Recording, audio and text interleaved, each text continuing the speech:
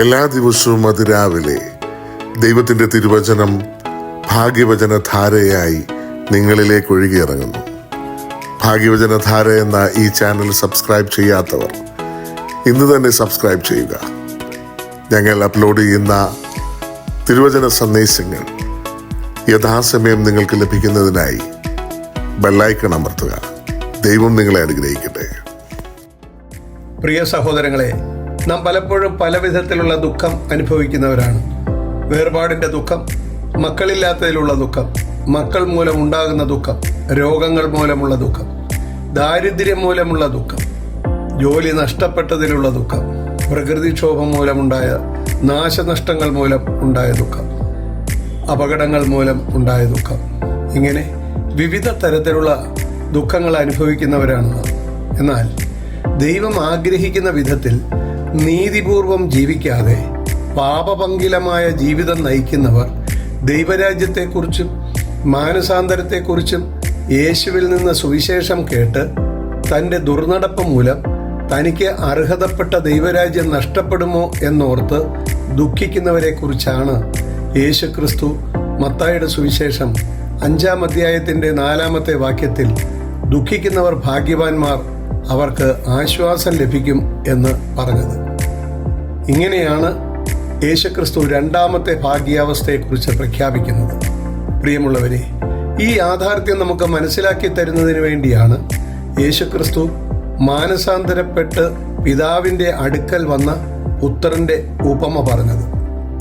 വിശുദ്ധ ലൂക്കോസിന്റെ സുവിശേഷം 15-ാം അധ്യായത്തിൻ്റെ 11 മുതലുള്ള വാക്യങ്ങളിൽ ഈ ഉപമയെക്കുറിച്ച് വളരെ മനോഹരമായി യേശു പറയുന്നു. ലോകത്തിൻ്റെ മോഹങ്ങൾക്ക് പിന്നാലെയുള്ള യാത്രയിൽ ആകൃഷ്ടനായ 2-ാമത്തെ മകൻ അപ്പനോട് സ്വത്ത് ആവശ്യപ്പെടുന്നു. അപ്പൻ തൻ്റെ സ്വത്തിൻ്റെ ഒരു വിഹിതം 2-ാമത്തെ മകന് കൊടുക്കുന്നു. അവനത് വാങ്ങിച്ച് സന്തോഷത്തോടെ സുഹൃത്തുക്കളോടൊന്നിച്ച് സുഖിക്കുവാൻ തീരുമാനിച്ചു. കൂടുതൽ നാൾ സുഖിക്കുവാൻ സാധിച്ചില്ല. പെട്ടെന്ന് അവൻ്റെ പണം തീർന്നു. സുഹൃത്തുക്കളെല്ലാം അവനെ വിട്ടുപോയി. അങ്ങനെ ജീവിക്കുവാൻ മാർഗമില്ലാതെ വന്നു. ഭക്ഷണത്തിനായി അവനൊരു ജോലി അന്വേഷിച്ചു. പന്നിക്ക് ഭക്ഷണം കൊടുക്കുന്ന ജോലിയാണ് അവന് ലഭിച്ചത്. പന്നിക്ക് കൊടുക്കുന്ന വാളവര തിന്ന് വയറ് നിറയ്ക്കാം എന്നവൻ കരുതി. എന്നാൽ പന്നി പോലും അവന് ഒന്നും കൊടുത്തില്ല. അപ്പോഴാണ് അവന് സുബോധം ഉണ്ടായത്. അവൻ ദുഃഖഭാരത്തോടെ വേദനയോടെ പിതാവിൻ്റെ ഭവനം താൻ നഷ്ടപ്പെടുത്തിയതിനെ ഓർത്ത് തൻ്റെ തെറ്റിനെക്കുറിച്ച് മനസ്സിലാക്കിയ ഇളയ മകൻ മാനസാന്തരപ്പെട്ട് പന്നിക്കൂട്ടിൽ നിന്ന് എഴുന്നേറ്റ് ഒരു തീരുമാനമെടുത്തു. എൻ്റെ അപ്പൻ്റെ എത്ര കൂലിക്കാർ ഭക്ഷണം കഴിച്ച് ശേഷിപ്പിക്കുന്നു, ഞാനോ വിശപ്പ് കൊണ്ട് നശിച്ചു പോകുന്നു. ഞാൻ എഴുന്നേറ്റ് അപ്പൻ്റെ അടുക്കൽ ചെന്ന് അപ്പനോട്, അപ്പാ, ഞാൻ സ്വർഗത്തോടും അങ്ങയോടും പാപം ചെയ്തിരിക്കുന്നു. ഇനി അങ്ങയുടെ മകനെന്ന പേരിന് ഞാൻ യോഗ്യനല്ല. അങ്ങയുടെ കൂലിക്കാരിൽ ഒരുത്തനെ പോലെ എന്നെ ആക്കണമേ എന്ന് പറഞ്ഞു. അങ്ങനെ അവൻ എഴുന്നേറ്റ് അപ്പൻ്റെ അടുക്കൽ പോയി. ദൂരത്തു നിന്ന് തന്നെ അപ്പൻ അവനെ കണ്ട് മനസ്സലിഞ്ഞ് ഓടിച്ചെന്ന് അവൻ്റെ കഴുത്ത് കെട്ടിപ്പിടിച്ച് അവനെ ചുംബിച്ചു. മകൻ അപ്പനോട്, അപ്പാ, ഞാൻ സ്വർഗത്തോടും അങ്ങയോടും പാപം ചെയ്തിരിക്കുന്നു. ഇനി അങ്ങയുടെ മകനെന്ന് വിളിക്കപ്പെടുവാൻ ഞാൻ യോഗ്യനല്ല എന്ന് പറഞ്ഞു. അങ്ങയുടെ കൂലിക്കാരിൽ ഒരുവനെ പോലെ എന്നെ സ്വീകരിക്കണമേ എന്ന് പറയുവാൻ അപ്പൻ അവനെ അനുവദിച്ചില്ല.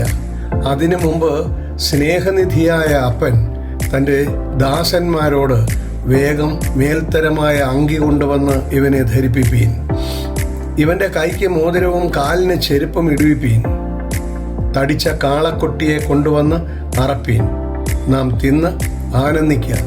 ഈ എൻ്റെ മകൻ മരിച്ചവനായിരുന്നു, വീണ്ടും ജീവിച്ചു, കാണാതെ പോയിരുന്നു, കണ്ടുകിട്ടിയിരിക്കുന്നു എന്ന് പറഞ്ഞു. അങ്ങനെ അവർ ആനന്ദിച്ചു തുടങ്ങി. പ്രിയമുള്ളവരെ, ഒരു പാപി മാനസാന്തരപ്പെട്ടാൽ സ്വർഗം മുഴുവനും സന്തോഷിക്കുമെന്ന് യേശു തമ്പുരാൻ പറഞ്ഞത് ഈ സന്തോഷത്തെ ഓർത്താണ്.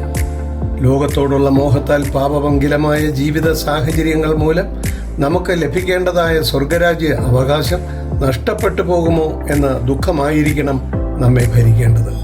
അങ്ങനെ ദുഃഖിക്കുന്നവർ സ്വർഗരാജ്യം ലഭിക്കുന്നതിന് വേണ്ടി പാപത്തെ വെറുത്തുപേക്ഷിച്ച് പാപത്തിൻ്റെ ബന്ധനത്തിൽ നിന്ന് മോചനം പ്രാപിച്ച് ദൈവരാജ്യത്തിൻ്റെ വേലയ്ക്കായി ഒരുങ്ങുവാനും ദൈവം നമുക്കായി ഒരുക്കി വച്ചിരിക്കുന്ന ദൈവരാജ്യത്തിന് നമ്മൾ അവകാശികളാകുവാനുമുള്ള ഭാഗ്യം ദൈവം നമുക്ക് നൽകട്ടെ എന്ന് പ്രാർത്ഥിച്ചുകൊണ്ട് എൻ്റെ വാക്കുകൾ നിർത്തുന്നു.